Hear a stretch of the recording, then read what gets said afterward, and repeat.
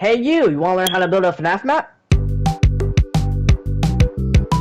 So, you're gonna learn how to build this very office. Well, not really. But anyways, we can go to that office right now. Alright, so if you follow me this way. Excuse me for a second. Anyways, as you can see, you have this FNAF 1 desk with light gray concrete wall and light gray wool. Helps you with good detail. Come over here. You can have the music box right here with nice detail using boxes. These boxes, just use beehives, oak slabs, barrels, and note blocks. And these is good detail right here.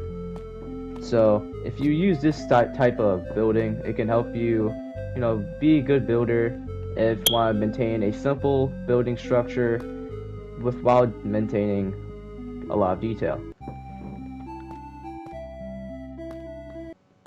Alright, so this is the second office of 3. As you can see, you can notice that this office is a bit bigger than the last one, and a bit more detail. You have buttons on the walls, and concrete powder in a checkered pattern form to simplify the red lining of you see in FNAF.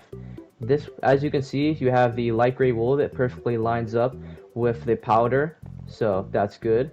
You can also try mixing in blocks with your floor, like using calcite or quartz bricks to make good checkered patterns.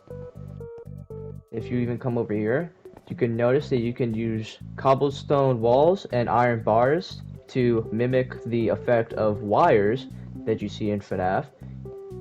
And you can also use these door arches to make transitions to change your walls, which can be very useful if you, want to change up your build a bit.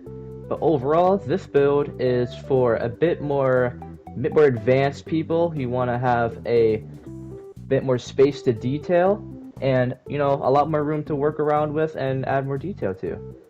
To the next office, everyone. And now for my personal favorite is this style. Now this style uses a 3D-ish wall texture. It actually puts the checker pattern behind one block, so you have this 3D-ish texture that makes the wall, look like a actual textured pattern from the games. Now if you come over here is where all the magic happens. Now you can see how it's a lot more bigger in scale. It really makes the viewer, feel small in this environment, and that's what I want to capture when I was making this style. You can actually notice how I'm using item frames and paintings to, show, like how they're posters, using signs, small little bits of detail that can help your map really pop. You can even notice how I use darker shades of blocks to, texturize the walls or curtains. Yeah. Now if you come over here, in this you can notice how I use cobblestone walls and iron bars to show their wires, because in the games they have wires hanging from the roof. So I use iron bars and cobblestone walls to show that. And even using buttons and polished blackstone buttons can really make your walls more detailed.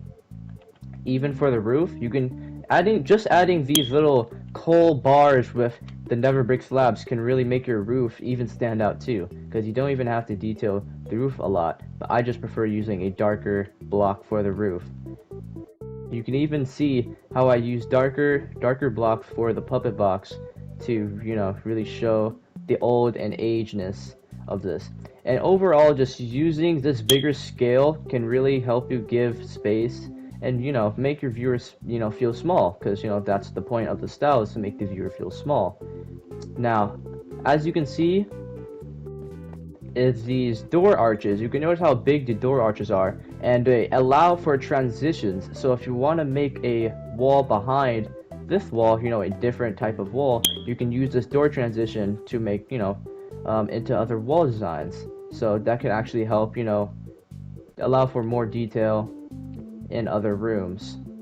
Now with this office out the way, we can finally head into the props if you follow me this way.